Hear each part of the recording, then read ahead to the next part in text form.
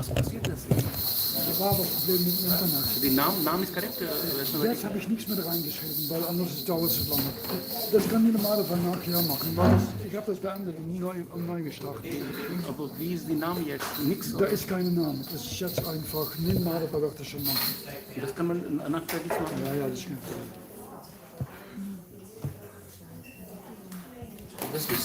Das wird spiced, no? It will be saved.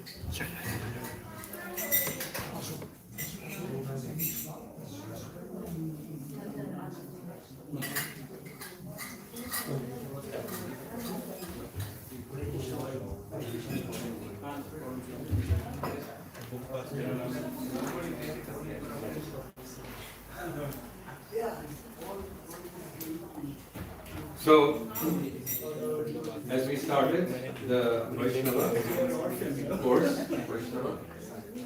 we continue from where we left off. By the way, I'd like to ask who would like to have a book, a full book of the Vaishnava etiquette course. We can print extra. 1, 2, 3, 4, 5, 6. German or English? No, German. German. Okay. 7. Can you print in Russian? Yes, we can print. No, Russian, not now actually. Actually, we have English, only English. Okay. Now listen. You can translate the ChatGPT like you did the English one. Yeah, but I am not confident in Russian. Then who will do the proofreading? She will do it. We can convert them. Yes, we can Then convert we all can follow these. it. Yeah. Anybody needs Dutch or German or English or Russian, we can convert with. I have this in English. Can I take it today and pay it? You can print today. You can take one. Yeah. Yeah. Yes. We're going to print. We try. It will not be able to do in night because tomorrow morning the lesson will start at 10 o'clock in the morning till 1 o'clock. So it's 3-hour lesson with a break in between, and at 2 o'clock will be the Sunday feast. So you have to give us some time to print and convert, and also the proofreading has to be done by the devotee. It took me actually 2 days to do proofreading this in English. I wrote it also, so I know what was the content, so I could quickly open it. But one is unfamiliar with this, they might need some time to check whether it is correct. Okay? So about 10 more we printed. We have now printed 5. It costs around 50 euro, the printing cost and binding cost, everything is 50 euro. So you can see it is nicely printed, only don't use black. Yeah. Use red or blue, but not black. Yes. And the cover is beautifully transparent plastic, it's very good quality, even if water falls on it, it will be safe. Right? What you can also do, Prabhu, what you can also do, listen, this one can be also colored sheet. Okay. This one like same as the back side. Yeah. Like blue would be nice. Then it is then you have a nice full edited version of the Vaishnava etiquette. So as you can see, it's a very complete course. आपने आचरे के हना करे प्रचार प्रचार करे न के हना करे न आचार. Some behave very well but do not preach the worship of Krishna consciousness, while others do preach but do not behave properly. Ever seen sometimes some new bhaktas who walk on the street in Harinam and look at their socks? One is blue and one is red.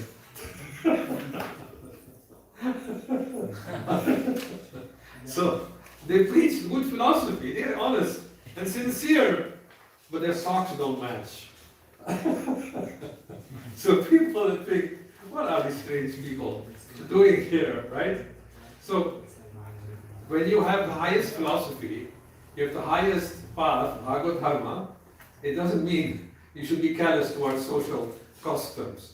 Only when they hamper our Krishna consciousness, we do not care. But there is no difficulty in wearing the same socks, isn't it? Even in the ashram. And when you wear socks, they should be whole. That is, you put some toes through it and the toes come out of the sock.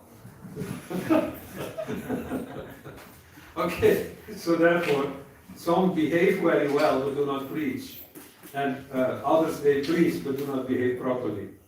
Achara prachara namira karahadui karya tumi sarva guru tumi jagatirarya. You simultaneously perform both activities with regard to the holy name, through your personal contact and through your preaching work. Therefore, you are most advanced devotees You are the most advanced devotees in the world.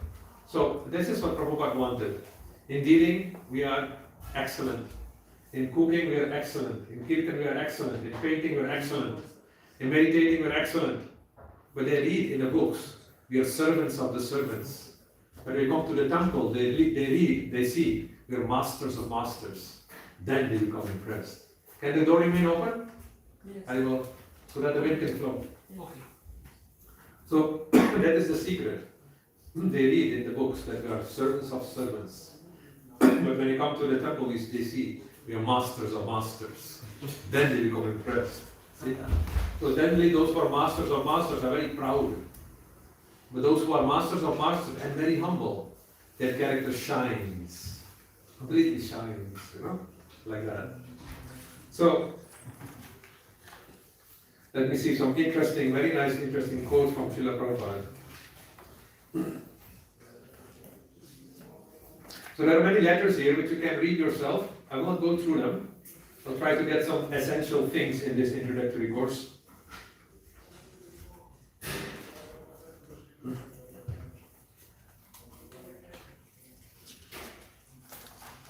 Can you say the page when we are? Yeah. I'm going now to chapter 2, page 28. So I have discussed in the previous sessions some basic principles of Vaishnava behavior. Some are obvious, not for everyone, but some are very understandable, and some are also a little bit mystical, and we need some explanation. Chapter 2 is Vaishnava etiquette in Archana. Archana means worship, like on the altar. We have incense, we have a ghee lamp, we have flower, we have water, like that. So, because it is a major part which Prabhupada gave, we have deities, we have Radha Krishna deities, Gauradesh deities, Sitaram deities, and they have to be worshipped in a certain standard of cleanliness. Like if you have not bathed, you should not enter your deity room in your house also, but you should be clean. So these are some of the etiquettes. So, Srila Rupa Goswami lists in his book, The Nectar of Pure, Nectar of Devotion. Notice this, there's still a mistake there. Prabhuji? 28, Nectar of Pure Love, no, Nectar of Devotion it should be. Notice that for the next correction. Okay? Nectar of Devotion, chapter 6, 64 activities by which the devotee in the beginning stages of devotional service, Vaidhi Sadhana Bhakti, can learn to use his senses. From all these activities, he selects 5 as the most important. If you read Nectar of Devotion, which is a summary study of Bhakti Rasamrita Sindhu, which is also considered our handbook, but you see, Nectar of Devotion does not deal with non-devotional behavior, like we mentioned in the previous chapter. It deals with actually devotional activities. And Rupa Goswami, he sums up 64 activities of Vaidhi Sadhana Bhakti, like circumambulating the temple. We have to offer obeisances to the temple physically. We offer pranam mantras. You should offer fresh flowers, not old, stale flowers. Many things are logical. Some are logical. Out of these 64, he selects 5 as the most potent, the most important and most powerful. And that is the first one, reading Srimad Bhagavatam in the association of devotees. Right? Reading by yourself, I've seen, yes, it is potent. But if you haven't seen a devotee who can explain to you the meaning, it becomes more potent. And also especially, it becomes more enthusiastic. You become infused to read Srimad Bhagavatam. Second one is seeking association with and serving advanced devotees. Right? By serving advanced devotees, we imbibe their qualities. Just like if you serve drunkards, you imbibe a bottle from them. So no need to do that. Similarly, if you associate with devotees, you imbibe sadgunas, good qualities. Then residing in Mathura, living in Mathura Mandal, which is Vrindavan, Barsana, Nandagaon, is always very auspicious for bhakti. Why?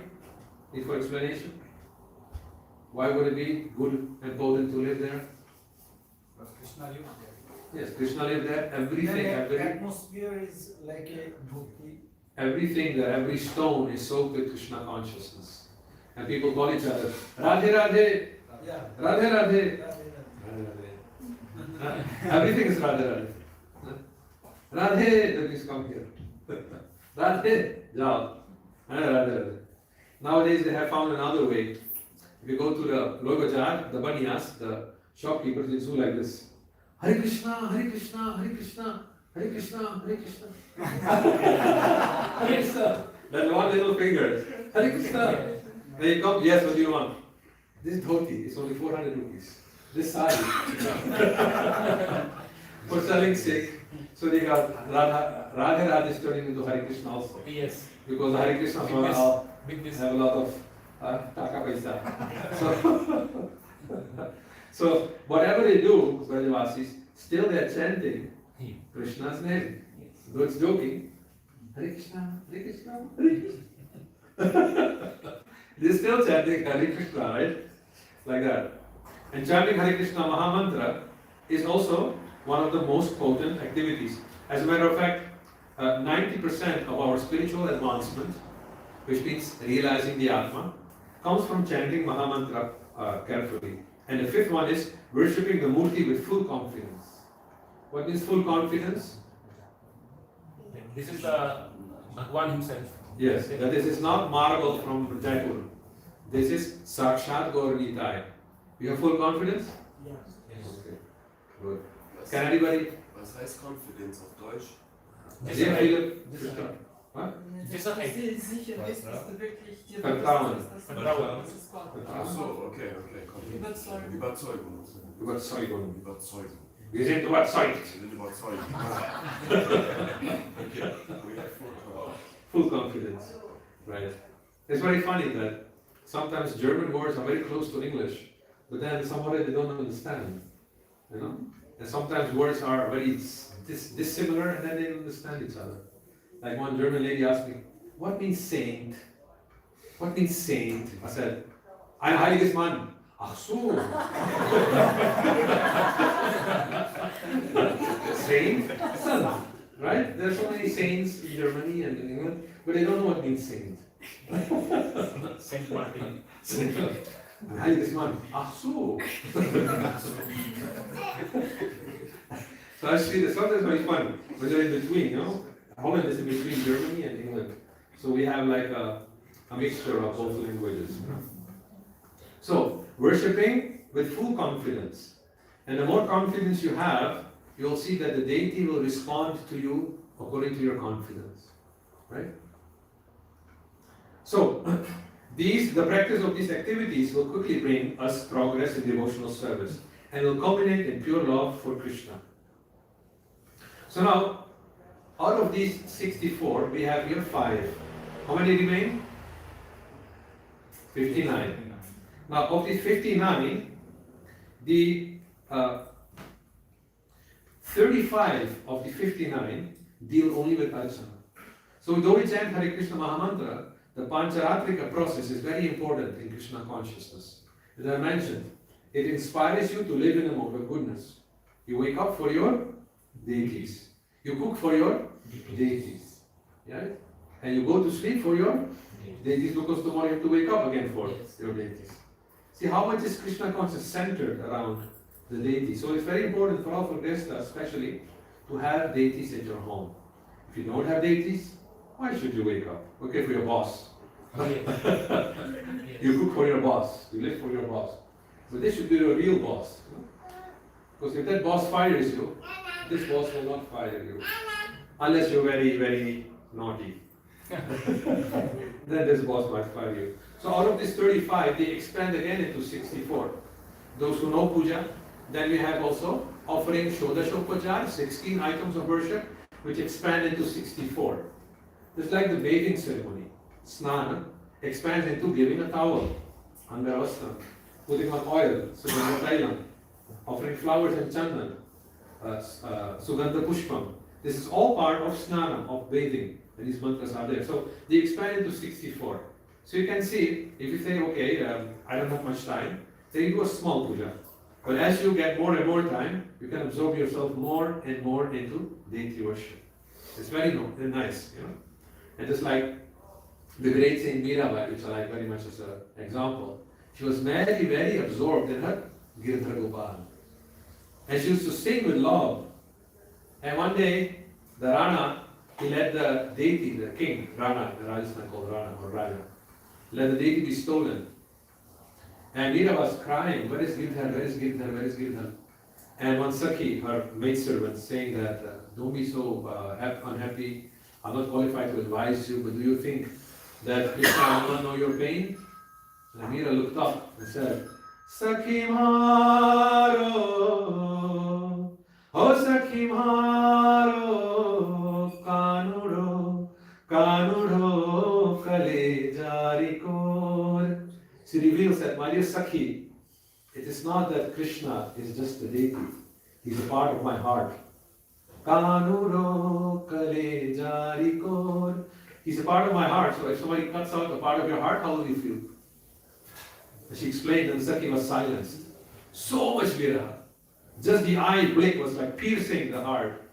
Sakhi maro, kanuro kale jarikor. So that is when you advance in deity worship. It is very intense feeling, nearby perfection, right? So that can all be given by proper archana. So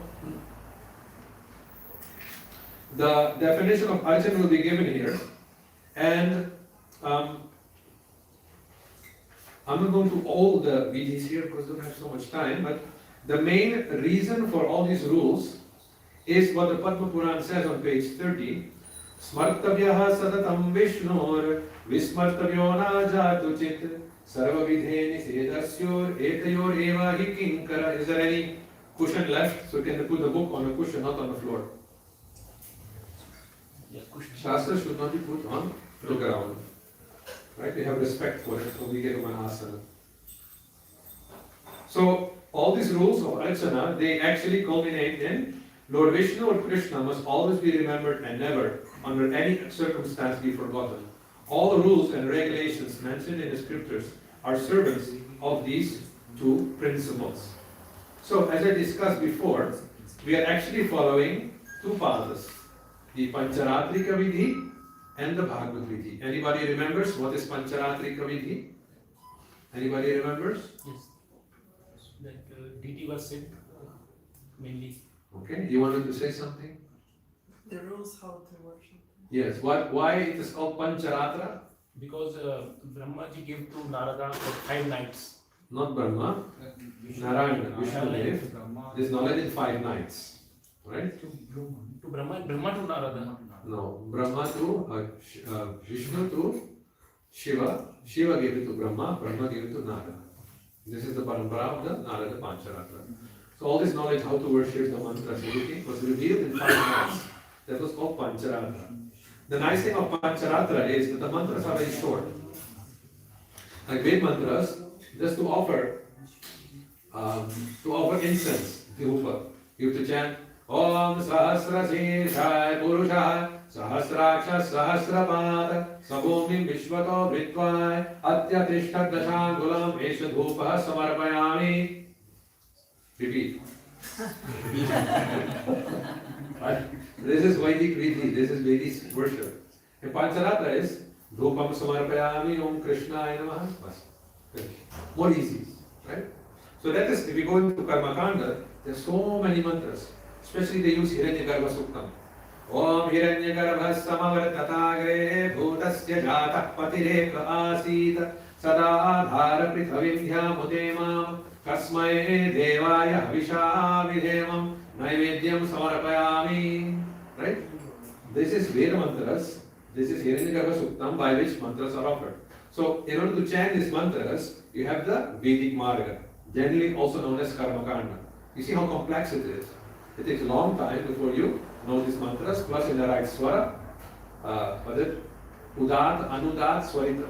You have to chant it properly in order to be effective. And then you can offer something. So it requires a Brahminical birth. With the right, it's like it requires a BMW to drive perfectly on the Autobahn.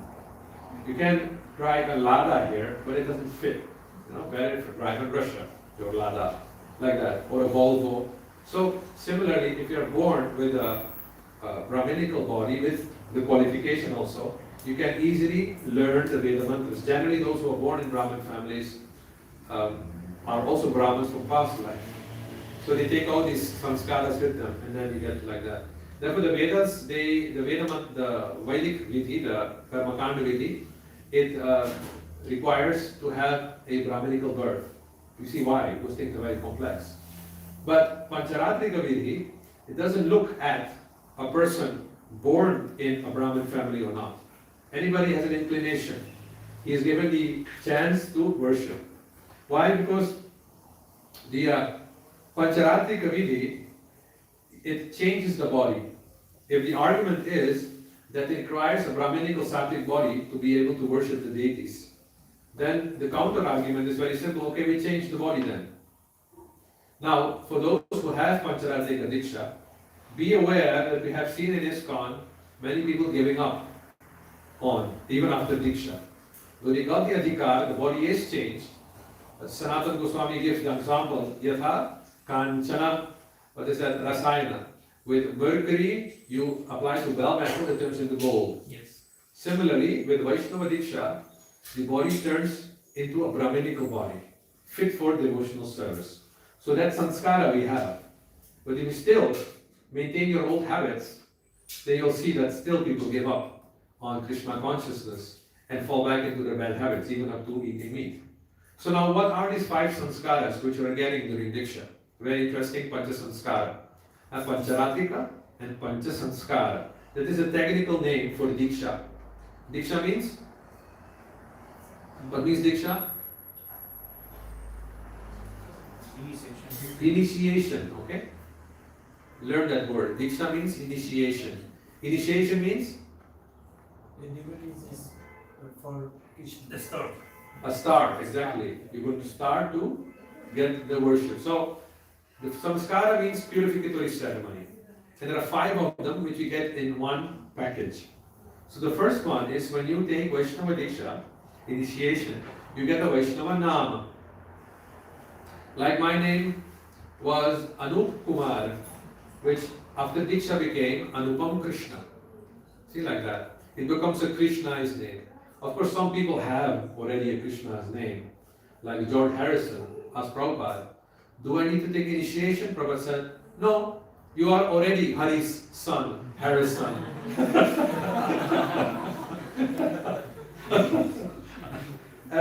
Prabhupada was very expert. He saw that, this boy can go back to Godhead if I bless him. But if he takes initiation, and then he cannot preach the way he's preaching now with his guitar and the Beatles like that. So you get a Vaishnava name, like Anupam Krishna Das, or maybe Janardhan Das, or like that, or Omkarish. These are all Vaishnava names which might have been different from your name at the birth. So you purify the name. Why is that? When you call somebody, he identifies with the vibration, isn't it? If somebody calls you all the time, you stupid fool, stupid fool, stupid fool. At one point you start to think, maybe I am a stupid fool, isn't it? You start to identify. So similarly, if somebody calls you all the time, Anupam Krishna Das, Krishna, yes, I'm a servant of Krishna. That is the idea, it purifies. Yatha nama tatha gun. The name will shape your qualities. Therefore the names are very nicely chosen in Vedic culture, right? Not that somebody's name is Shanti, but her nature is Kranti. Shanti means peace and Kranti means revolution. So names and qualities have to fit, right? So the first one is you purify the name. Second one is you get Vaishnava mantras. The Guru gives you the Hare Krishna Maha Mantra. He chants some other mantras in your ears, right? The right ear actually, for your Gayatri mantras. Why in the ear? Why not loud on television and on radio and internet? Because some mantras, they're supposed to be chanted silently in the mind. Then they're more potent. The Hare Krishna Maha Mantra doesn't require those rules. It can be chanted loud and soft, but you can see for inner purification and concentration, you can see if somebody is chanting very softly, it indicates that the person has a great deal of mind control. He just needs to shout to the mind, shut up, Hare Krishna, Hare Krishna. It's like terrorizing the mind. That means his mind is very upset. But if somebody is saying Hare Krishna, Hare Krishna, Krishna Krishna, Hare, like he's eating sweets, Hare Krishna, Krishna Krishna, Hare. No, he's enjoying the holy name, you know. You've seen some people can chant like that. Hare Krishna, Krishna Krishna. Hare Hare Ram, Hare Ram, Hare Hare Krishna, Krishna Krishna. Hare Hare. You see many, if you observe how the devotees chant, so many varieties, so many ways there are. Somebody's enjoying in this way and in that way. Somebody says that, I see you chanting, it's like you're eating something. Can I also chant Hare Krishna like that? So, this is the chanting is done in a different bhava. Vaishnava name, Vaishnava namas, Vaishnava chinhas. You also get Vaishnava, what's it, chinhas? Marks, like this one. This is a Vaishnava chinha, it's a symbol of the Vaishnava. Indicates that we are Krishna's servants. Some Vaishnavas put Shankha and Chakra. Yes, the Sri Sampradaya. Yes, they do. Some have, we have.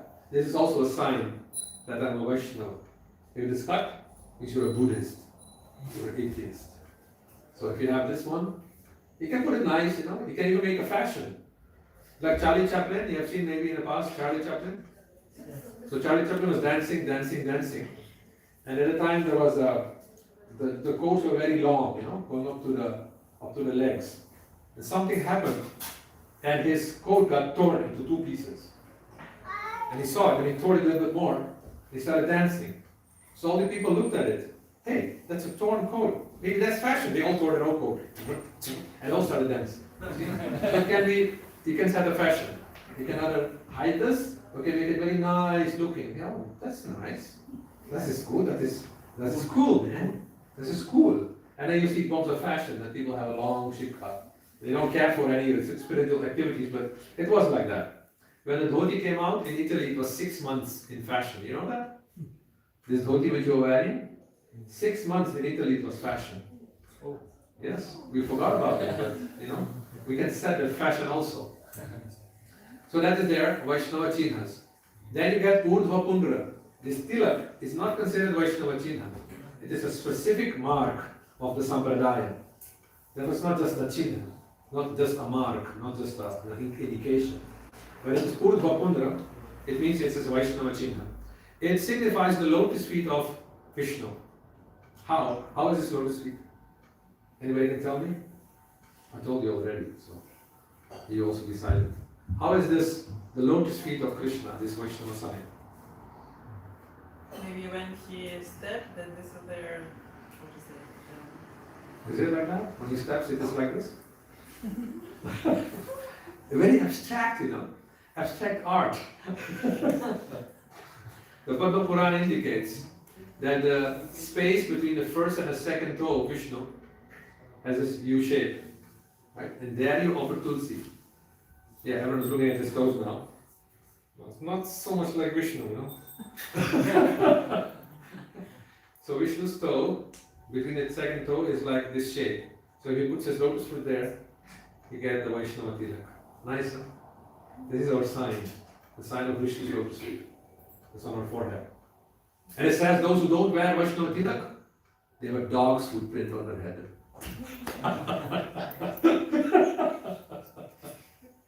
So even if you don't, you're afraid of wearing tilak, you can still put water tilak, right? If the boss says, what are you wearing now? You went to his Hare Krishnas? You can't be a Hare Krishna, they're anti-scientists. In America they sometimes say, you're a member of Hare Krishna? You're a member of ISKCON? You can't be a member of ISKCON. They're anti-scientists. Are we anti-scientists? We like Einstein very much. We like Niels Bohr very much. Maybe we don't like you so much, you know, but we like the real scientists. Because they were God conscious, you know. Einstein used to say, God doesn't throw dice. And Niels Bohr would reply, stop telling God what to do. So, we like those scientists, you see. But those who call themselves scientists, they say like that. So, Urdhva Pundra is the fourth one. First one was, of the 5 sanskara gods, first one? Nam. Yeah, Nam. Namat Nam. Then mantra. Vaishnava Nam, right? Your name. Yeah. Second is? Mantra. Mantras, okay? We get Vaishnava mantras, like the Hare Krishna mantra. Third one is Chinha.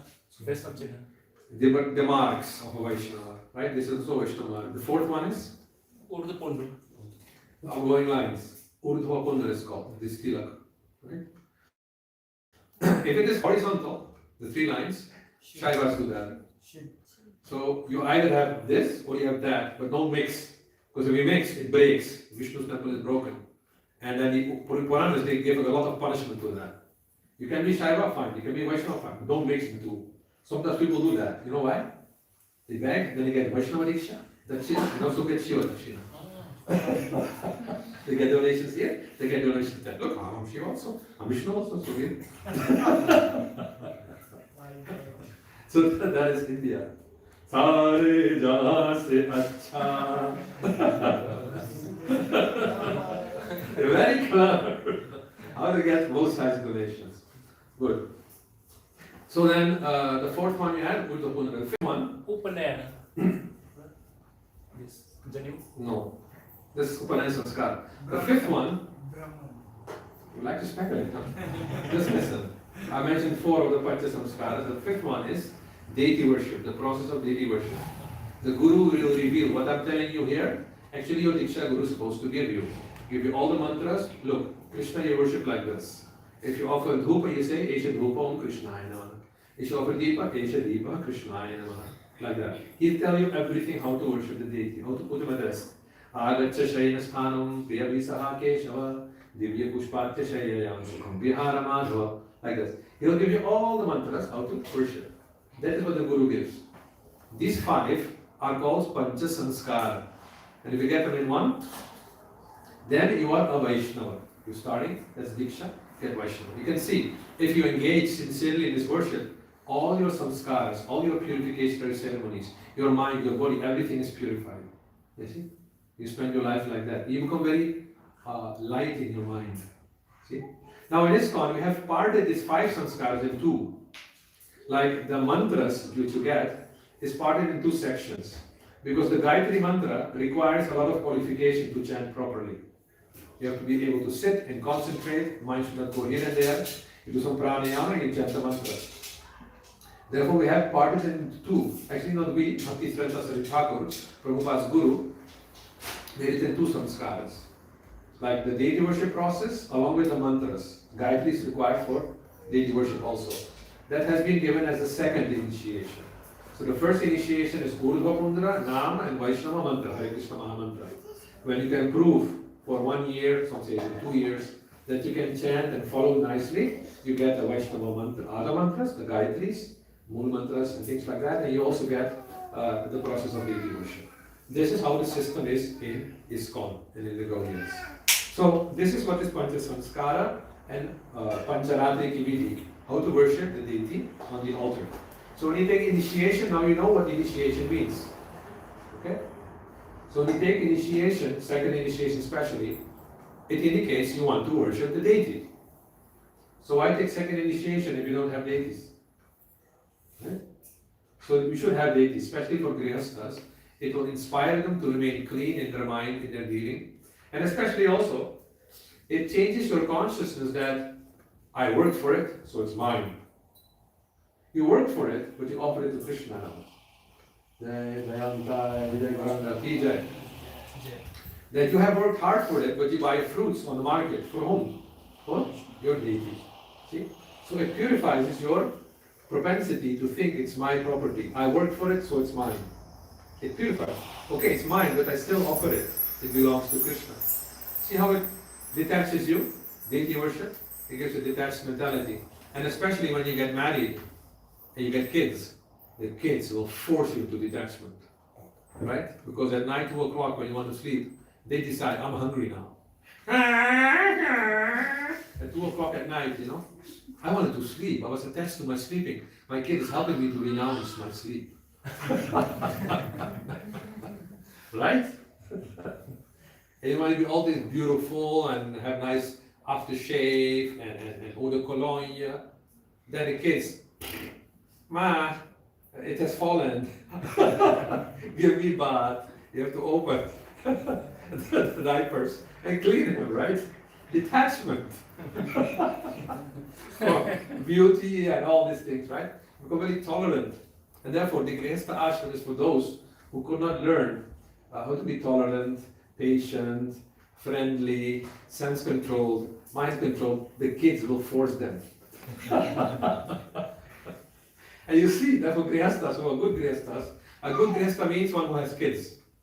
Not just, we got married, no kids. Aputrasya griham shunyam hridyam dukhitam sada. Chanakya says that. If one is married and doesn't have any kids, his heart will always lament. And I've noticed the difference between Grihasthas with kids and without kids. The Grihasthas who had kids, they're very tolerant, they can understand even sadhus, even brahmacharis, what they need. Why? Because their kids are just like them. It's just another kid. And that's the proper mood. The interaction, and we're going to deal with this tomorrow, with interaction between the Varnas and the Ashramas. The brahmacharis are actually the children of society. Today, it is this kid who's coming to beg from your door. Tomorrow, when your kid becomes 5 or 8, he's going to beg. So the way you behave with this brahmachari, if somebody would behave with your kid, how would you like that? This is society. This is Vaishnava society, Vedic society. So you deal with all children the same. You give affection, you give love, because your son will be begging somewhere else. Will be in some other gurukul. So the interaction between Grihasthas and brahmacharis is like parents and children. That's the proper way. Right? And for the sannyasis, it should be like teachers and sons. So you try to behave like a son towards the sannyasi. And vanaprasthas also can be treated either like his or like in age when they are older and also wise. But generally you find vanaprasthas are still very much dependent. Brahmacharis, they have to put up a dependent attitude because that's their ashram, it demands. You're not allowed to work. You must depend on Krishna, you must depend on begging, you must depend on the Guru. Whatever brahmachari begs, he has to give to the Guru. Therefore I was making today's class about Vivaha. I see many, many similarities between brahmacharya and a married life. A brahmachari has to, whatever he begs, whatever he earns, by doing some service here or there, offer to the Guru. And traditionally, a woman would give everything to her husband. A brahmachari cannot argue with the Guru. Similarly, a woman who's not used to argue with the husband. Right? What is it? The other things. A brahmachari sleeps after the Guru goes to sleep and wakes up before the Guru wakes up. Traditionally, Vedic women used to do like that. You see? See how much similarity there is? The culture remains the same. I see the man smiling here and the women are very serious. Normally, the woman should sleep 1 hour more than the man. That's in your Dharma Shastra, right? So you find similarities. As I'm living a life of a brahmacharya and following these rules, these are traditional rules. As you can see that chastity and brahmacharya is basically the same vow.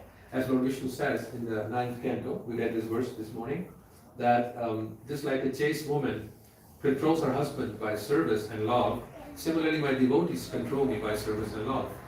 And therefore I'm sold out to them. They only know me in their heart. Therefore Durvasa, don't mess with my devotees, Ambarish. I'll send Sudarshana. Next time 2 Sudarshanas. Where will you free? One ahead of you, one behind you. Durvasa was very much, like that. So the culture is the same. And yes, just like sometimes in marriage life there is some protest, I have to do. Sometimes a brahmachari might also think like that. When the Guru finds it out, say, okay, you go, do the mother service, bring another servant. Prabhupada used to change servants every 6 months. Unfortunately, you're not allowed to change women at 6 months. Okay? You stick with the same because you made a marriage vow. So you can see that yes, it is a vrat, it is an austerity to live as a brahmachari, to live as a chaste wife, because you have to learn anartha nivritti. And that is also the process of Pancharatra Vidhi and Bhagavad Vidhi. Pancharatra cleanses you, and Pancharatra is also meant to come to the level after cleansing, to Bhagavad Vidhi to attach to Krishna. So, there are ways of surrendering, which Bhaktivinoda Thakur mentions in page 32, we're already. Anukulyasya sankalpa pratikulyasya varjanam rakshishyatikti vishvaso goptritve varnam tatha atmanikshepakar panyesha vidha sharanagati. Can you read loudly the translation? You, Prabhu. Devotional service. Devotional service begins with humility, then accepting everything that helps our devotional service to Krishna, and giving up everything that harms our devotional service, then taking shelter only of Krishna's lotus feet and accepting him as our only master and Lord, then having full faith that Krishna will always protect us, and complete self-surrender. These are the six aspects of surrender. Okay. I give you 5 minutes for a break. You can stretch your legs. And in 5 minutes we continue with our lessons. Okay? You can drink something. One question. Normally you told us the tilak is the lotus feet of the Vishnu. Krishna. But what's the Krishna why has such a lotus feet? Yes. He's a devotee of Narayana. He's a Shiva Vaishnava. Mashallah. The thing is, Yashodamai has a deity of Narayana in her house. And that's what Gargacharya said, your son will be equal to power to Narayana. So Krishna is worshipping Narayana. Yes. Narayan is the same Krishna. I know. Only he knows that. Nobody else knows it. So that's the game with Krishna. He worships himself also.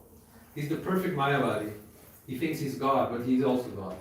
He not only thinks he's God, but he is also God. He's the perfect person to follow Mayavad philosophy. I and God are one. Okay, see you in 5 minutes. You can drink something, stretch your legs, breathe in, breathe out.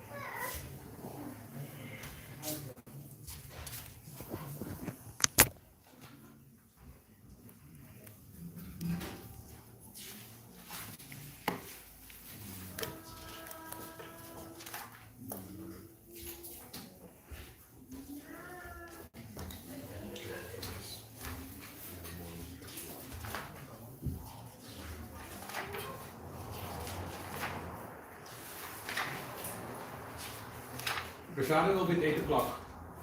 So after the next lesson, there will be nice prashad for you.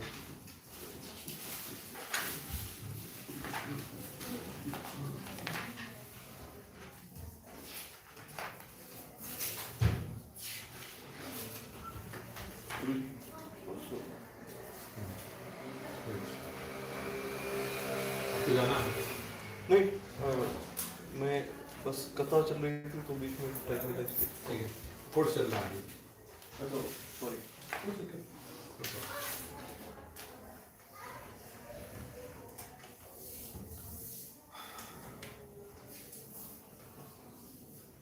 गावो सखिया आरती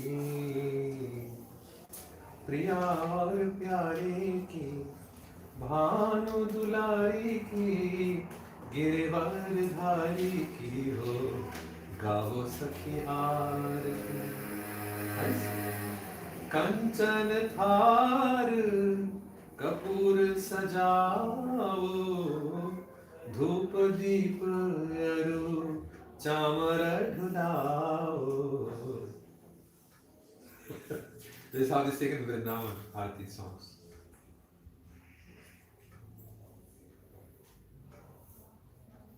You can sing a song, Krishna Din Ka Nama, after 5 minutes. Your boy has nice big ears. You know what it means? He becomes a Mahatma. Mahatma Gandhi ears, you know. People do say this, but I actually don't know the actual meaning. Mahatma has big ears. Look at Buddha, they also has big ears. Okay. Especially his earlobe, you know. Nowadays you find kids without earlobe. they're not spiritually inclined. The longer the earlobe, this part, the bigger it becomes a sadhu. Oh, Buddha had long earlobes. so he has potential. He did potential. Oh, that's what. He already did sanskar. You put this is real. You pierced the ears already. Yeah, yeah. Oh, great. You want to do even this that. Shikha also. Yeah. Great. He's become the next brahmachari. Okay, Johannes, you train him. Put him on separate. One very like a strange thing about him is that at home he's very noisy. Like we are on the fourth floor, and even the down floor they would say your son's voice we can hear. Yeah, but here is full stop. It's very quiet. Okay, it's very This wise. is the only place where he can sit quietly.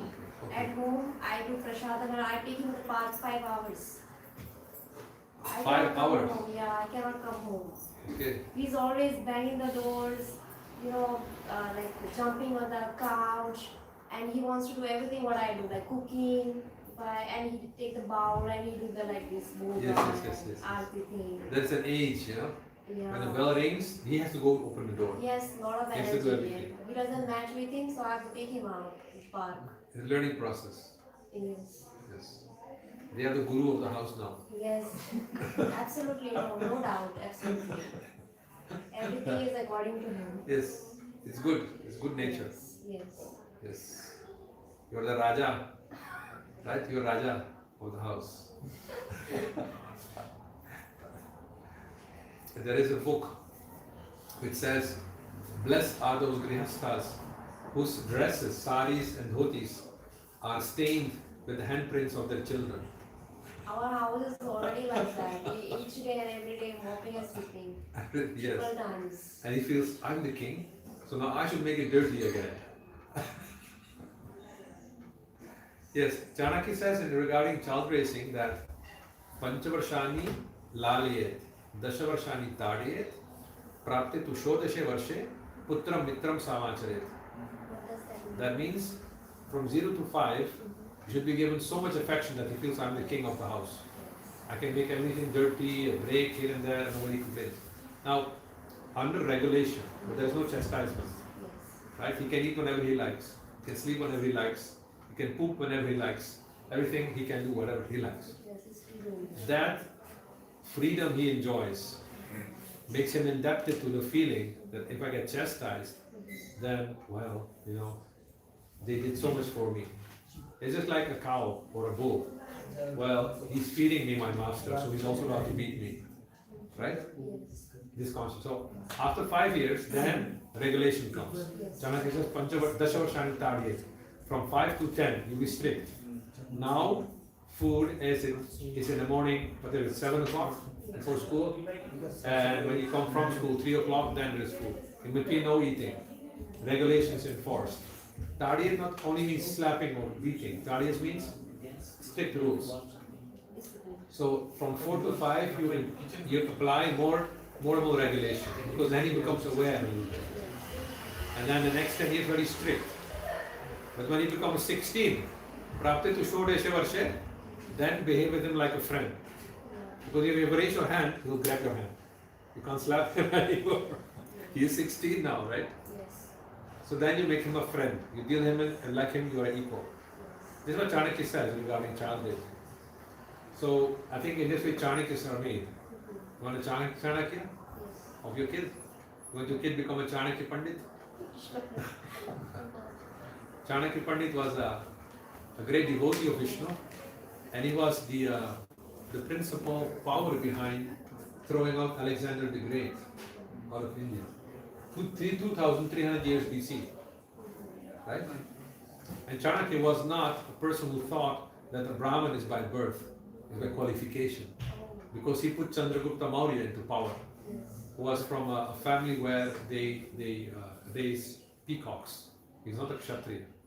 But Chandragupta Maurya became the next emperor under the power of Chanakya. Like that. And Prabhupada liked Chanakya very much. Memorizing Chanakya shlokas. So there's a lot we can learn from even the Rajaniti, politics.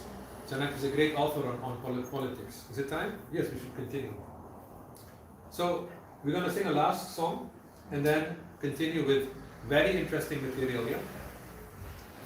Krishna जिनका नाम है, गोकुल जिनका धाम है, ऐसे श्री भगवान को बारंबार प्रणाम है. Okay, find the song on your mobile. Can you print maybe also 10 of these? 10, 15? Okay. Okay, then we have it here. If people want to buy this one, you can ask, we can print for you. You can practice at home these songs.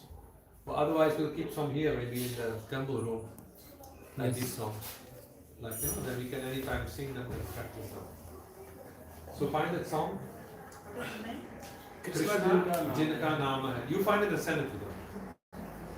It's here? No. No, it's not. It's in the songbook, which I use parallel with the Vaishnava etiquette course. I will send you. And these are actually all the songs Bhakti Charuswami used to sing. That's why I can sing them all. So it's selected from. There are also some songs which are not in the what do you call that? It's called Desire Tree, which are not found there. So there are some songs here also. Yes. You found it? You send it Yes, to I everyone who found wants it? Yes, yes. Then you can sing. Written by whom? This is written by Surdas. Surdas is from the Vallabha Sampradaya. He was a blind poet. But he was so great, he's one of the 8 Gopalas, Krishna's intimate cowherd boyfriends. But he was born blind. And it says when Surdas used to compose and sing his songs, Krishna would come and sit and listen to him physically and embrace him and like that. So Surdas wrote many, many songs, many famous songs. The other day, the night at Krishna Dharmashtami, I was singing one of these songs. And one of the songs is which Bhakti Charuswami used to sing. He Govinda, He Gopal, He Govinda, Rakho Sharana, Ab to Jeevan Hare. It is the prayers of Gajendra the elephant. He says, Krishna, please protect me because I'm going to lose my life now. The crocodile has taken my leg and is pulling me down. So he shouted. So Surdas wrote it in a beautiful song. Then at the end you find Sura kahe Sham suno. Surdas says, my dear Sham, listen to me. Just like all the poets have written their name under their poem. Bhakti Vinoda kahe, Narottama Dasa kahe, Meera kahe. Everyone is saying, putting their name. That's the etiquette. And very carefully, you put your name so that people know who wrote it. But sometimes you find Sura Syama kahe. Who is this? Sur and Syam at the same time? It turns out that Surdas, when he was very, very old, he couldn't handle a pen anymore. So he said, Krishna, what to do now? My poets have remained incomplete. Like Krishna said, give me those poets, I will complete them. So then you find Sura Syama kahe. Surdas started the poem and Krishna completed it. Right? Like this one. Maiya Mori Davu Bahut Khichayu. Krishna is complaining to Mother Yashoda that thou, Balaram, is always teasing me. How? He's telling me, you're not Yashoda's son. Why? Yashoda is fair color, Nanda Baba is fair color. You are dark, you cannot be their son. So Krishna says, how can I answer this? I cannot answer them, and then I get upset. Every day he's saying like this, and he's slapping his fingers, and he's dancing and making joke of me. And you tell him something, and then he complains to Yashoda. Tu mohi ko maran sikhi, dau na kabhu na kije. You always beat me. You always chastise me. Never tell anything to Dao, Balaram. Yashoda says, Krishna, listen, this Dao, this Balaram, he was a rascal since birth. Don't listen to him. He has been saying this since he was born. So then he says, Surya Syama Mohi Godhan Kinha, Surya Syama Mohi Godhan Kinha. Because Surdas started that poem and Sham completed it. Surya Syama Kahe, both are saying, Yashoda Mai says, by the vow of all my wealth of cows, I say that you are my son. I put all my cows to gamble to the truth that you are my son. And then Krishna's happy. Surya Syamohi Godhan Kina. So the same Surdas, as far as I know, has written this song. Okay? Krishna जिनका नाम है, गोकुल जिनका धाम है, ऐसे श्री भगवान को बारंबार प्रणाम है. In Soviet Union, it was already known. This Surdar, there is a theater like from 1960 something. You're from Russia? Yes. Okay. He was like sung by this. I mean, I know this. I know him from Soviet Union. Is it? Yes. That's nice. Is it famous? I mean, because he's not famous, but they did some theater about him. About him. That's why. The blind poet. But yes. Yeah. I know Russia is the neighbor country of India. And I heard that a famous dancer called Padma Subramanian, she had a performance in Moscow. And after that, a professor asked her to come and see something from India. So she was brought into a big, huge hall where there were thousands of palm leaves with Sanskrit writings on it. So she said, how did you get this? These are called Pandulipis, handwriting manuscripts. So we brought them from Germany after the Second World War. See how they come? The Germans buy it, and the Moscow people, they steal it and bring it there. In this way, knowledge is getting distributed left and right, like that. You can find it even on the net about Padma Subramanian. Padma Subramanian is a South Indian professor on Bharatanatyam, a lady. She's old now, but she was saying that she was invited by a professor in Moscow. Krishna. So what are the Kirtals? Krishna Jinka.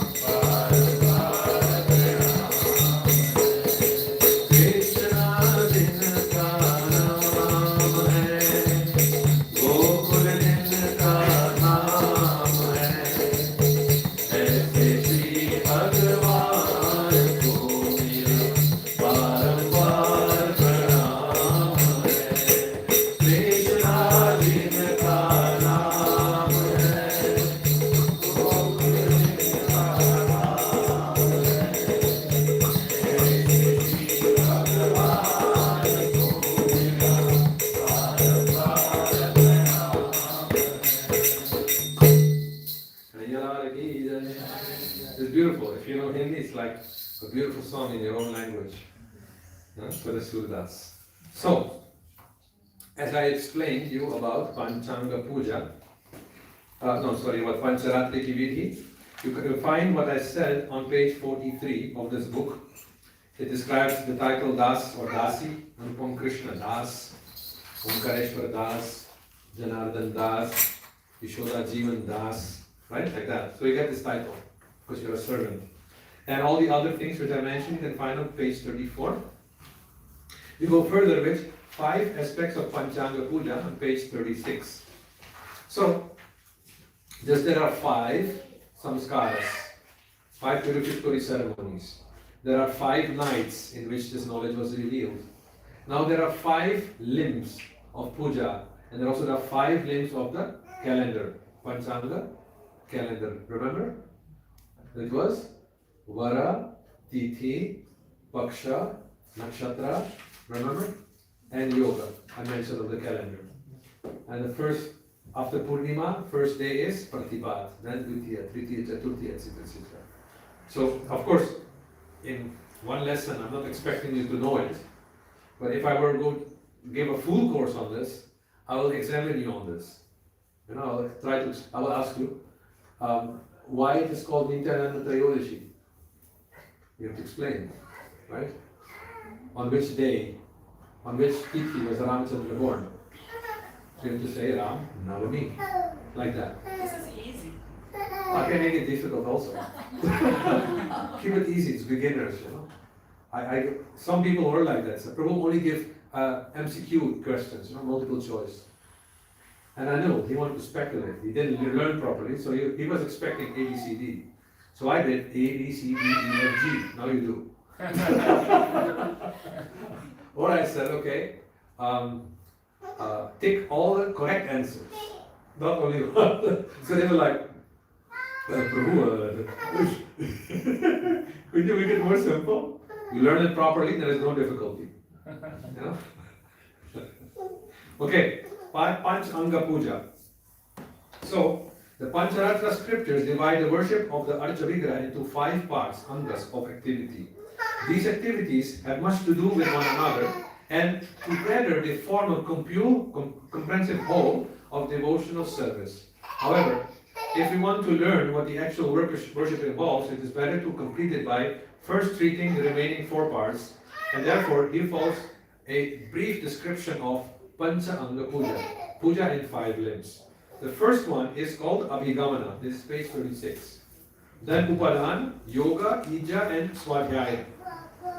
So, briefly, Abhigamana is all the activities you do from waking up until going on the altar of entering the temple. So your tilak, your brushing teeth, your evacuating, washing, shaving, everything, putting on sari, putting on tilak, is all considered to be Abhigamana. Gamana means to go, and Abhigamana before going into the temple. When you enter the temple, and you're a pujari, you have to collect the items. Okay, ghee wicks, arti, incense, flowers, upadanas. Right? You collect all the items. The second item is upadana. Also tulsi leaves, and also it means cooking. If it is not Mangalarti, if it is Rajabhog, then you also collect the items which are cooked for the deities in the kitchen. And on a larger scale, it also means collecting funds for the temple worship. That's also upadana, gathering items. The third one is yoga. Before you serve the deity on the altar, it is actually an etiquette, like I've seen it many times. Brajavasis know it very well, especially the Goswamis. They say, if they do Radha Krishna Leela, they say, we request all the sadhakas who are sitting here and looking at the Leela to take up their spiritual form and come into the service of Radha Krishna. In one line, they have said the full perfection of all the Gaudiya Siddhantas and the Vallabhas, Sambradayas basically. The perfection is that you don't go there in your material body, but that you meditate on your spiritual form, who you are in Golok, and in that form you worship Radha Krishna. Right? That is the actual meaning of yoga. So if you do not know who you are, then at least you can identify as I am a servant. Jiva Swarupamai Krishna's Nityadas. But understand, one day you're supposed to be able to see who you are in relationship to Radha Krishna. And when you know who you are, you should meditate and do the arti in that mode. Okay? For those who understood me, it is clear. For those who don't understand, it will take some time to understand what I'm saying. So, that yoga aspect contains out of Manasa Puja, Dhyana, and Buddha Shuddhis. It's like identifying not with the body. There's a mantra which we chant for Shuddhis. Naham Viprana cha Narapatir, Napi Vaisho na Shudro, Naham Vardina cha Grihapatir, Bhovanasto Yatirava, Kintu Prodhya Nikhila Paramanandam, Purnamrita Abdher, Gopi Bhartu Pada Kamalayor, Dasa. This is a mantra which we found in the Chaitanya Charitamrita, which identifies our real identity as a servant of the servant of the servant of the main servants of Srimati Radharani. This is Manjari Bhava. And that gives the proper attitude and meditation on the preparation for worship on the altar. And before you offer the items, it is also etiquette to do Manasa Puja. So worship the item, offer the item in the mind. Now that can be done in two ways, by visualizing that item, Eshadupa, you offer it, or you can, when you chant the mantra, Eshadupa, that you meditate, okay, I offered it, and then you offer the physical. Manasa Puja and Bahya Puja. The Manasa has to go along with that. And guess what? Shankaracharya, the great Mayavadi Acharya, he admits that Yatha Shaligrama Vishnu or Narayana. Narayana is in a Shaligram. And he mentions that when it comes to deity worship, Archana, if it is done mentally, it has more effect than the external, physical. So mentally being involved is the actual meaning. Just like Tulsi Puja, you can say Yani Kani Chapapani while walking around it. But your mind is somewhere else, in the mobile. Yani Kani Chapapani Brahmacha. It has less effect than when you're actually meditating that every step so many sins are destroyed. Doing something with knowledge and with meditation has a bigger effect. How? Just like there are three builders, three people who are building, and they're doing all the same thing. So here's the first one. What are you doing? Well, I'm putting stone upon stone. I'm putting the cement and stone upon stone. Here's the second one. What are you doing? We're building a wall. So he has more knowledge, He's building a wall. Here's the third one. What are you doing? We're building Krishna's temple. So which of the one will get the most benefit? They're all doing the same activity. So activity done with knowledge gives a better effect, with a greater effect, more efficient. So therefore, it's good to know what you're doing. And therefore, you already do, those who are coming to the temple and engaged in all kinds of activities here, now they're getting to hear what their activity is actually in the sense of Panchanga Puja. Right? They know what you're doing. So the fourth one is the actual puja, the ija, worshipping Krishna with all the upacharas. Asana, sitting place. Padya, washing the feet. Snana, bathing. So all these things which are happening here on Sunday morning, when the curtains are closed, they offer 16 items. In some other temples, they do it every day, like Gauradesh and Gauradesh also. The curtains close, and while everyone is chanting, the puja is going on. And like 6 Brahmins are on the altar.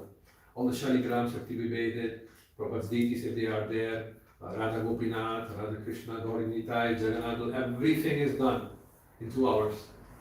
That is the actual offering, that's the actual ija, the worshiping of Krishna. Then we continue with Swadhyaya. After the puja is finished on the altar, how do you spend your days? Are there also prescribed ways of completing your day? Yes, there are. It's called Swadhyaya. Swa means self and Dhyaya means study, self-study.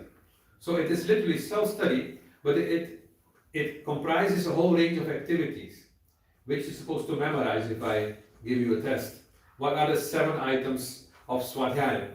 Then you have to say, I wake you up at 1 o'clock at night. Swadhyaya, how many items? You say, Nam Seva, Dham Seva, Shastra Seva, Vaishnava Seva, Tulsi Seva, Atithi Seva, Prasad Seva. Great, 100%. Okay? Repeat. Nam Seva, Dham Seva, Shastra Seva, Vaishnava Seva, Tulsi Seva, Atithi Seva, Prasad Seva. That's Swadhyaya. And how it is practiced, we're going to look in this course if I get some time. So now let us go into these activities, which is chapter 3 of Abhigamana. We'll fly through it a little bit. We have only 50 minutes, page 39. We are 39 already. You know? Swami, I have a question if I may. Yes. When you were talking about Adi Shankaracharya, is it possible that a Vaishnava can also be Advaita or follow Vishishtadvaita? Vishishtadvaita is Vaishnava. Shankara is Kevala Advaita. Is it possible that a Vaishnava can follow Advaita? Except for Shankaracharya, nobody else can do. Okay. Because Shankaracharya is Shiva himself. Yeah. He was protected Uh-huh. preaching that philosophy. Others are not protected by Vishnu preaching that philosophy. Okay. Vishnu told them to do that. Okay. There was a reason for it. But others don't have that green light of Vishnu. Okay. So they cannot be. But Vishishtadvaita, what you're mentioning is Ramanuja Sampradaya. Yeah, Ramanuja Sangha. That's all. Prabhupada liked Ramanuja very much. Okay. Prabhupada also liked Deni Barkas very much. But Yeah. basically he likes Sri Vaishnavas very much. This is Vishishtadvaita. Mm-hmm. So then we have Kevala Advaita of Shankara. Yeah. You want to become one with Vishnu or one with, and that's not, only Shankara can say like that. Because Shiva can merge in Vishnu, become one, Harihara. Yeah. We cannot do. Yeah. Getting yourself equal to Vishnu is what Ravan tried to do. Yeah. You know? Sure. Like that. So it's not possible, except for Shankara, it's not possible. Yeah? Thank you. So when you prepare in the morning, then you have to be clean. So morning duties and remembering Krishna. When you sleep, before you go to sleep, don't take a big meal, because then you will be dreaming, long dreaming, and you might not hear the clock in the morning. And then you wake up at 6 o'clock, Mangalarti finished, everyone's chanting, I miss Mangalarti, what to do now? You know, you feel very bad, isn't it? When you miss Mangalarti. So, overeating gives a lot of necessity for dreaming, and also the body cools at night, so digestion is slowed down and you get all kinds of gases. It's not so good. When you sleep, you better sleep with your head towards the east, which increases your intelligence and understanding, or towards the south, which increases your lifespan. Sleeping towards the north might give you nightmares and decrease of lifespan, and toward the west also gives you all kinds of strange thoughts, because these are not in direction with your earth magnetic field. That is one thing. So generally 6 hours sleep is enough to purify, clean the body, and to take a bath in the morning. If you still need more sleep, Prabhupada said that after 6 hours of sleeping, you can take 1 hour of a nap during the day, right? So 6 hours means you had for 7 hours, because it will take for your time to wash your hands, mouth and feet before sleeping, right? And you know, the first hour you're lying, you're totally not sleeping. It takes time for you to fall asleep. But you need your full 6 hours, right? So better hit for the 7 hours, it's safer. So that's one thing. Then, when you wake up in the morning, then you have to start the Nitya Kriya. When you step out of bed, then the time to get up is Brahma Muhurta. Brahma Muhurta is like 1.5 hours before sunrise. Now the sun is rising around 6:30 now. So 1.5 before sunrise would mean 5 o'clock. Hey, why do we wake up at 3 then? Because we have a fixed schedule. We wake up here around 3, 4 o'clock, some wake up, and quickly we go to Mangalarti like that. So in India, the timings don't change so much. 6 o'clock is 6:30. Between that time, always the sun rises. Yes. It's only 15 minutes different, up to 1 hour, half an hour maximum. So that's the ideal. But here sometimes, in the morning, the sun rises at 8 o'clock and sets at 4 in December, isn't it? Yes. I remember my nephew saying, good morning, good night, Prabhu. I'm going to school and coming back. Good night, Prabhu. Only during the daytime he was at school. When he was at home, it was always dark. You know, like that. So it is another world. So when you wake up, you can chant Krishna, Krishna. And when you put your foot on the ground, put your right foot first. It might be, what kind of rule is that? It is respect shown to Mother Earth. Right foot first. Right foot is auspicious. Also today we did a Griha Pravesh ceremony, entering. What did you say? Griha? Oh, you were saying something else. Griha. You said Pravesh. Why is something like warming up the greenhouse. Housewarming. Housewarming, yes. It's not housewarming. It's a housewarming. Yeah, I said also. Yeah, in English they use this word housewarming. Yeah. Warming? You said? Housewarming. Not house cleansing? No, housewarming. Housewarming. It's a preparation. So when you enter the house, you enter with the right foot first. It's more auspicious than the left foot. When we ask this to Bhakti Veerapur Swami, used to say, left foot is a tantric practice. So you use the right foot first. When you wake up, then you pay obeisance to Guru, identify as a servant of the Guru, right? Or you can pray to Radha Krishna and getting up in the morning, bowing down. Then you go to the bathroom. You evacuate, Sauchakriya, and then you brush your teeth, shave, whatever is necessary. And finally, you take your bath at the last end. Not that you take your bath first when you wake up, and then you go to the bathroom, you pass, and then you brush your teeth, and then you think you're clean. No, while brushing, so much saliva is falling. You went to the bathroom, then you have to take bath again, right? So there's an order in things you do, right? First you evacuate, then you brush teeth and shaving, and then at last you take bath and you're clean. Okay? It sounds very logical, but some devotees it's not logical. They protest. I've seen them. Then Gaudiya Vaishnavas have a shikha. A shikha should be the size of a cow's footprint like this. I have a little bit bigger because I tend to make a mistake while shaving. So then otherwise there will be no shikha left. You can have a little bigger. And then you shave a shikha. What is a shikha meant for? Shikha is a sign of Brahminical culture. It also works like an antenna. Now you have a shuttle, and previously used to have an antenna. So it absorbs a certain kind of prana, which is coming into this area. Here is the root of the crown chakra, and there's the head nerve, the Shirsha Nadi, which connect here at that point. If here's hit, somebody might die. And therefore you protect it. There's also one reason. And also special energy is absorbed here. There is a rumor going in ISKCON. It's only a rumor, so it's not scriptural. When Krishna will pull you out of the material world, he will do by shikha. So if you have no shikha, he will pull you out. Sorry, Shirsha Nadi. Shirsha Nadi and the Sahasrara Chakra, they join here, the root, like that. It has to be covered and protected. Okay. Especially in Brahminical culture also. Without the shikha, a Brahmin won't get the fruit of his pujas. He has to have a shikha. Okay? And some countries where it is very dangerous to be a Hindu, you see that priests, they put someone else's shikha, to avoid. But a shikha is necessary, like that. So then, shikha, yes? Then we have taking a bath. So, after 6 hours of sleep, the body, the holes, the pores, they exude all kinds of wastes. The body is regenerating, it's cleansing itself, so it has to take a bath, right? It even says that those who avoid their morning bath are liable for being punished by Yamaraj. As I said, dharma also means taking bath in the morning. Otherwise Yamaraj can punish you. You dirty, smelly, stinky. Right? Take a bath in the morning.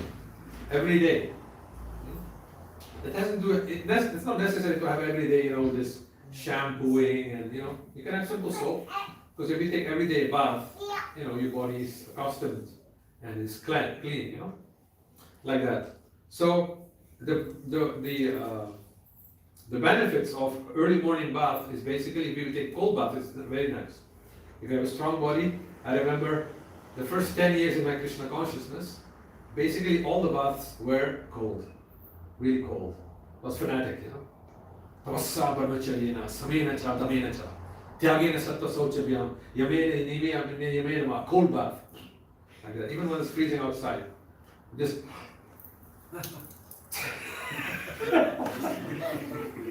but now after 50, the body's protesting. Shut up with your fanaticism. No, I remember when I was doing that, the mind was very clear and sharp. Shlokas could be memorized very easily. And you would just put in a little cold water, you wake up completely. Yes. No more tamas. Chanting was easy.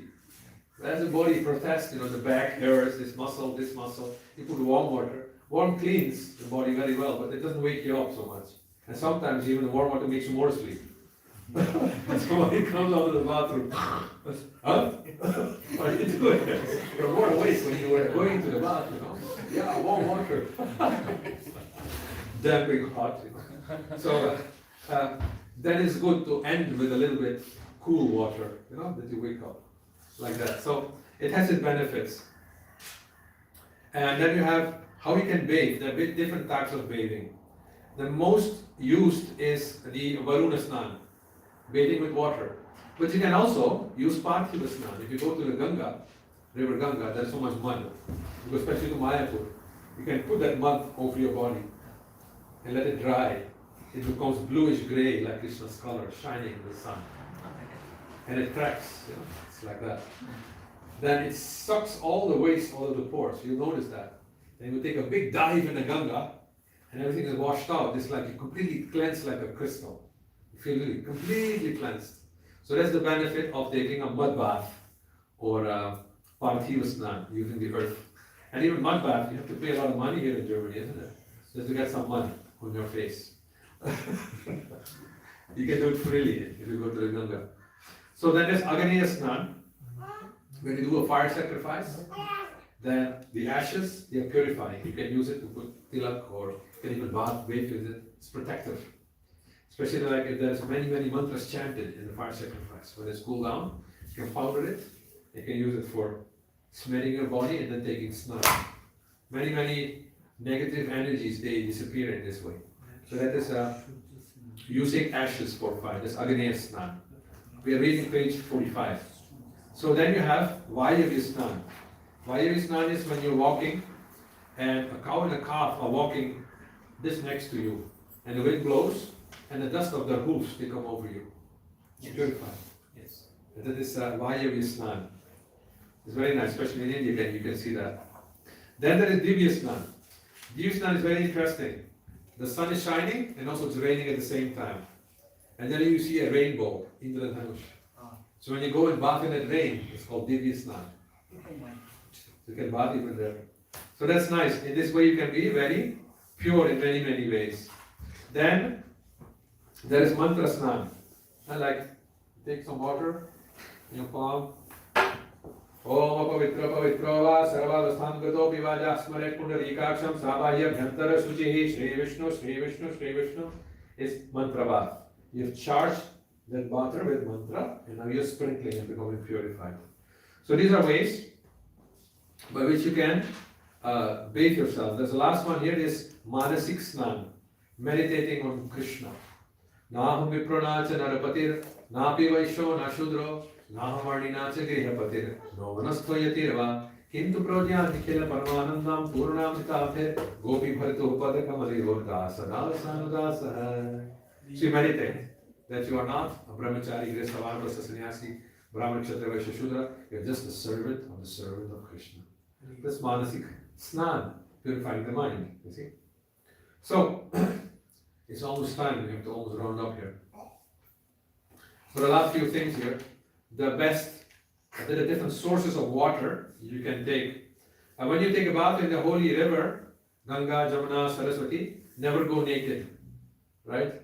For grihasthas, you have to wear at least a kaupin. What is a kaupin? Anybody knows? I do it actually a board with a Bleistift, but I didn't get it. Very well. A board with Bleistift, I didn't get it. Yes, actually, tomorrow morning you will organize. Yes. I need it now. To explain something. To draw what is a kaupin. You can't show it, so you have to draw it. Drop it. It's basically two pieces of cloth. One is going like this, the other one is going below. You tie it. That is Vaishnava dress. It's not what they call it in the West. You know, they have all kinds of nasty interpretations of that, whatever it is. That's a kaupin. And then you wear also a gamsha. Brahmacharis can just bathe in a kaupin because they're less bodily conscious, like that. And for ladies, they have to have a sari, a bathing sari. You should not use this bikini and all these things. It may be good in the West, but not in India. It disturbs the holy environment, right? Like that. So, sannyasis again has to take 3 times a day bath. Brahmacharis may once or twice, then it is twice because they have to go to bathroom also, like that. So, you see, there are other occasions for Varuna Snan, page 48. So, one should also take a bath after brushing teeth in the morning, right? A lot of saliva is falling on your clothes, take bath, clean. Otherwise you cannot worship the deities. After shaving, you have to take bath. After cutting fingernails and toenails, also take bath. Right? It's right there. Sexual activity, Grihasthas, and a visit to a crematorium, a dirty place. Touching a woman in her periods, or who just have given birth. So that's not to discriminate with women, but when you are in your periods, your mind is completely disturbed. And I was in Suriname serving, and at the time I was in the Durga temple, and it was Navratri. One girl came to me, Baba, can I ask you a question? I said, yes. If you are in your periods, are you allowed to enter the temple? I said, well, this is a Devi temple, and you are visiting Navratri, so this mother's temple, she understands what's the problem. Yes, I was saying like this. They said that, but be sure. What you do next, you go to your home, you pick a flower, and offer a flower to mother's photo. Whatever comes up in your heart as the first answer, do that. So she was asking, can I go to your temple? I never saw her anymore in the temple. So it's confirmed it is not allowed for ladies when they are in their periods to go to the temple. They should stay at their home 3 days, be pure, and then go. Like that. So especially not touching. It is mentally cleansing. It's supposed to be a Brahma Hatya according to Bhagavad Puran. The impurity which is there. Just given birth, then still she is under the influence of that labor, pain, and things like that. Also, after touching a naked person, a corpse bearer, or a sinful person. So, these people, they will disturb your mental constitution. You will not notice it if you are just doing something else, but as soon as you go to chant your Gayatri, you'll notice all these things. As soon as you start chanting Hare Krishna, you notice that you're contaminated. So then you have to take a bath, or you purify in whatever way. You will notice that mental contamination comes in. So, at this time we have to end here. Tomorrow, I will skip a lot of things here. If you look at 55 page, you see that many kinds of tilaks even mentioned there, described, material for tilak. There's so much to know, but there's so little time. And therefore this course is generally given in 4 months, 2 hours a week, but you can go into discussion, elaborating on what is written here. But tomorrow I'll start on page 62 about Sadhu Sangha, how dealings between Vaishnavas should be done. So I have to skip here a lot. But those who are interested in the book, we'll try to arrange a book for you. And in the future, we hope that we can maybe discuss all these things together. Thank you for your attention. Srila Prabhupada ki jai. As I understood, there will be some prasad for you also. Yes. So take some prasad before you go home. So now we start Prabhuji, the next when we can see actually. tomorrow. Tomorrow 10 o'clock. Tomorrow then. Vashmati Radharani wants. It's up to her. Prabhuji will go to Vrindavan for 1 month around. Yes. Well, there are some, I shouldn't mention this so much, but the astrologers are predicting that what's called that? What's called Sindoor? What's that? The action, you know? We had some activity that it might continue in September. So when that happens, you know what Sindoor is? The attack on Pakistan. Mission Sindoor might continue. Operation Sindoor might continue. So I don't know about that. If I get stuck in Vrindavan, then you know might see me right away. So let's see what will happen. We can never predict anything that can happen. So. But who said that actually? Modi actually said Sindoor is not finished. Thagit kiya gaya. It's put at the reason. So if anything happens, we'll start again. Modi already had said the first operation. It is continued. It just was. Already the first time I got almost stuck with my flight. Because all flights were cancelled. That's what I'm saying. I don't know. I know. Yes. Anyway, let us pray to Shmita Radharani that we can come back. Jai Radharani. Yes. Should we have Would be good. If you have given, you raise your hand.